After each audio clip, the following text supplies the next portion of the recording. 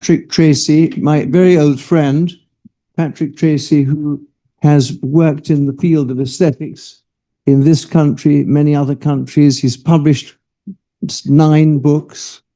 He's indefatigable. If I go to a conference, he's definitely there. If I'm not at a conference, he's also there. And he is a person who, once met, never forgotten. It made a tremendous contribution to our subject. And we thank you very much for coming, Patrick. Not at all. Christopher, thank you also. A lot of old friends here over the years. And we started this 19 years ago, 2006. And it's amazing looking through some old friends. Lucy's up there. I used some of her 2008 lecture in Monaco a few weeks ago. And George, we met in Istanbul 2 nights ago. Yourself, Christopher, we were in Cairo 4 nights ago. We'll not mention anything about Brent Tanner's visit to Dublin in 2004. They're still talking about him.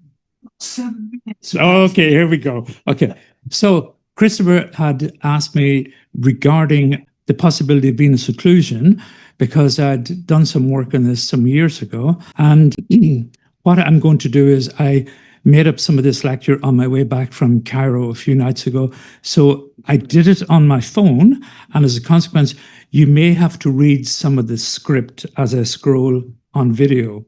So we know in terms of an arterial embolus, it's going to cause, I suppose, pain at the time if you're not using lignocaine. Usually you're going to get blanching, the normal sort of effects. With a venous embolus, of course, we had said that it'll present 2 or 3 days later without the normal sort of symptoms.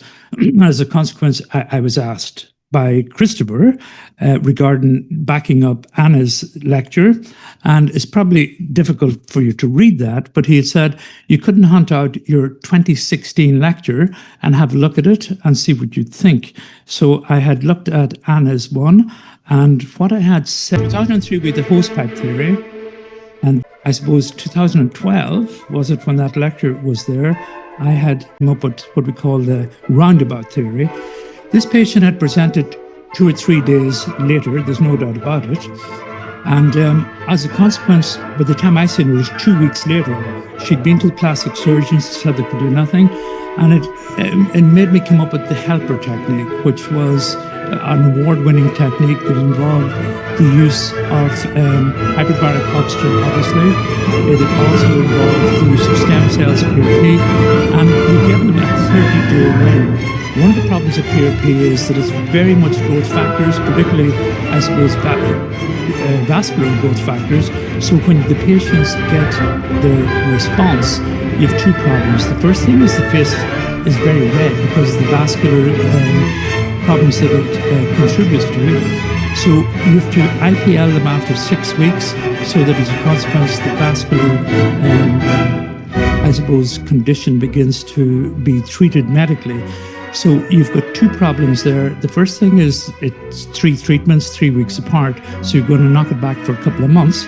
And then you'll end up with a situation where you get epidermal tissue. You know it is because you can see the sort of pores within it. Now, I had come up with a theory, and I know I have a short period of time, that EMT is transversed by the use of red light with stem cells, because stem cells are mesenchymal signal messengers, really.